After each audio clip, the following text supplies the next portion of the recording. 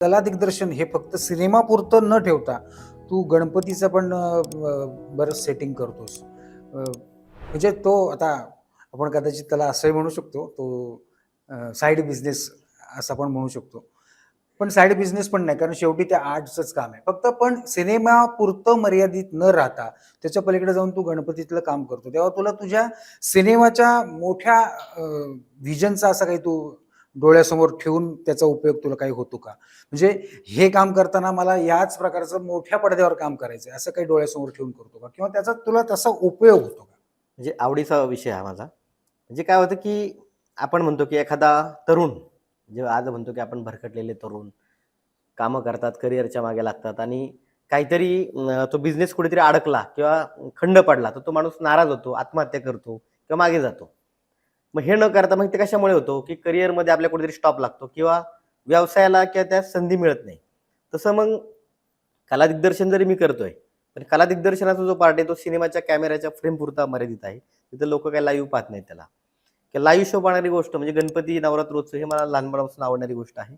आणि त्याचं भव्य-दिव्य सेटअप म्हणजे समजा आपण हिंदी सिनेमे, संजय लीला भंसाळीचे सिनेमे असतील, बाहुबलीसारखा सिनेमा असेल, तर त्याचं स्वप्न आपल्याला मराठीत तर काही तेवढं आपण करत नाही लगेच, का तो विषय तसा नसतो. मग हे स्वप्न साकारण्याचं माध्यम जे आहे ते गणेशोत्सव आहे. अच्छा. मग गणेशोत्सवात ती मोठं आपण ते फ्रेम काम करू शकतो. याच्यामध्ये पुण्यातला जो शारदा गणपती आहे, मंडई गणपती, त्याचं 2011-12ला मी मोठा सेटअप तयार केलेला आहे.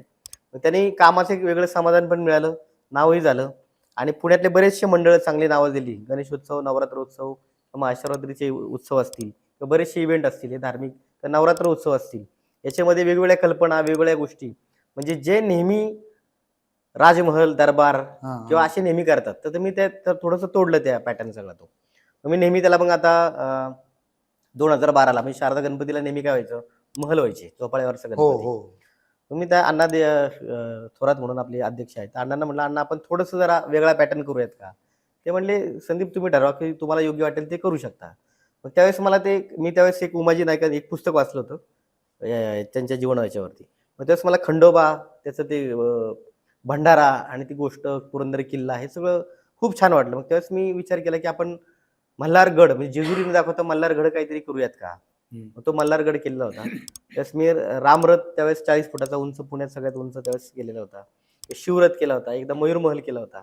आणि त्याच्यानंतर तुम्हाला सांगतो हे, की जे वेगळे विषय आहेत म्हणजे गणेशोत्सवामध्ये काय होतं, की अष्टविनायक असतील, 12 ज्योतिर्लिंग असतील किंवा मग मी 11 मारुती दर्शन आणलं पुण्यात पहिल्यांदा. हां. शनी नवग्रह आणलं किंवा मागच्या वर्षी मी कालभैरव, की आता कालभैरव आणलं की पहिल्यांदा, की आदियोगी जी पॅटर्न किंवा आता आपण जे हां, सेटअप हां. पाहतो, तो पहिला पुण्यात आणलं होतं, आपणच आणलं होतं. म्हणजे वेगळ्या कल्पना जर तुम्ही घेऊन आला, तर पुणेकर त्याचं नेहमीच स्वागत करतात किंवा तुम्हाला प्रेक्षक, भक्तगण तुम्हाला त्याचं हे करत असतो, म्हणजे चांगला कौल देत असतो त्या गोष्टी